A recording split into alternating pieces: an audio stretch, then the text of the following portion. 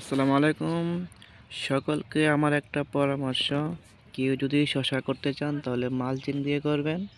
তাহলে মনে করেন যে আপনাদের আগাছাটা হবেই না, এবং আগাছা বাঁচতে যে পারিশ্রমিক আছে এটা লাগবে না, এবং যারা নিজে চাষ করেন, নিজে আগাছা পরিষ্কার করেন, তারাও এ থেকে বাঁচতে পারবেন, এবং গাছগুলা রোগমুক্ত থাকবে, ভাইরাস মুক্ত থাকবে, এবং ফলনও অনেক হবে।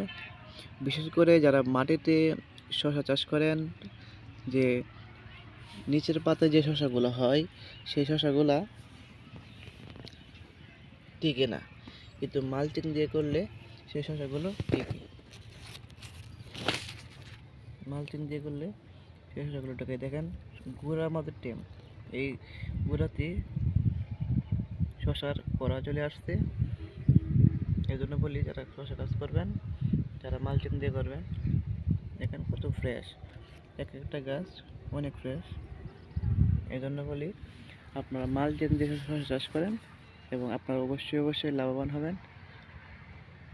অবশ্যই আপনারা লাভবান হবেন, এবং অনেক খরচ কম।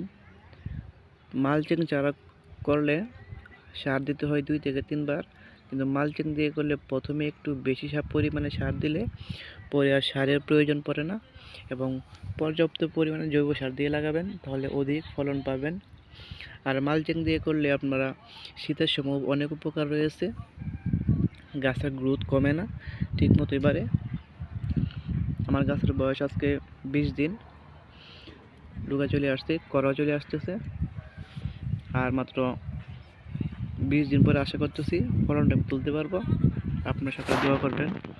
আসসালামু আলাইকুম রহমতুল্লাহি ওয়া বারাকাতুহু।